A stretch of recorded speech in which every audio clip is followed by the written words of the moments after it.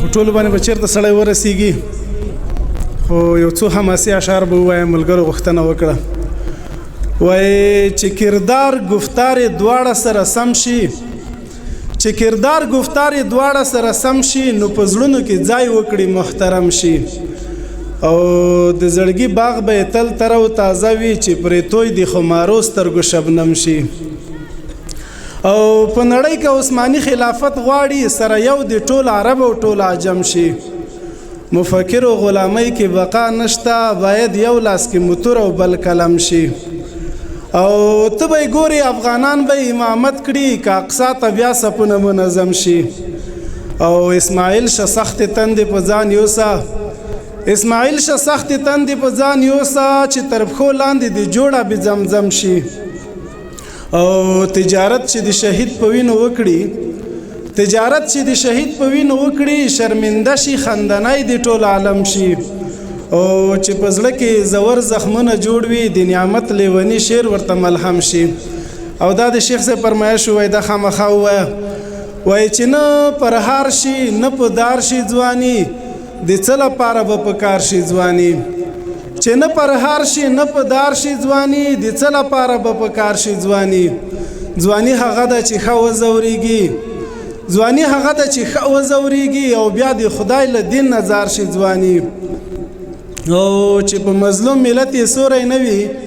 چې په مظلوم ملت یې سوری نه وي څه به یې کړې که د چنار شي ځواني او چې د اقصا د پیغلو چغې واورم چې د اقصا د پیغلو چغې واورم قسم په خدای را باندې بار شي ځواني او د ځوانۍ حق هغه زلمي ادا کړي د ځوانۍ حق هغه زلمي ادا کړي چې ورته په سره انګار شي ځواني او مې ښه یاره لیونی نعمته چې نه د جنگ نه د گزار شي ځواني او دا یو بل داسې توصیهونه مې لیکلې ده د چا چې قدرت په لاس کې د خپلو ملګرو ته مې لیکلی ولس ته نه او خدای دې وکړي چې خاطرې هم په درنې نه سي وایي ګوره چې خندی مو غړوندی نه شي ګوره چې خندی مو غړوندی نه شي ډېر مو په سیاب پورې خندلي دي او ګوره چې خندی مو غړوندی نه شي ډېر مو په سیاب پورې خندلي دي اوس اخلاص تقوا کوه محتاط اوسه اوس اخلاص تقوا کوه محتاط اوسه موږ له دې نظام زلمي زار کړي دي او اوس د خیانتو دروازې خلاصې دي اوس د خیانتو دروازې خلاصې دي اوس د قدرت واګې خدای درکړي دي او وملې د لاخیره یې خرابه شوه چې د قابې قسم وهلی دي او چا چې د شهید وینې پلورلی دي هغه خدای وهلی خدای شړلی دي او دلته ارمانونه دی او چا خخ دي دا چې ځای په ځای د خاورو څلی دي دلته ارمانونه دی او چا خخ دي دا چې ځای په ځای د خاورو څلی دي او دا ولس اوس مینه او خدمت غواړي ډېرې په شپو کډې تړلي دي او د غرو مزلونه او تندې سختې شپې ډېر مو په تیمم منځونه کړي دي او بیا لیونی زانګي او غزل لیکي او ونعمته څه مو اورېدلی دي دا یو شعر بل هم وایم کیدای شي ملګرو وخت مې اخیستی وي وایي مینه ښه ده خو تاثیر یې زورور ده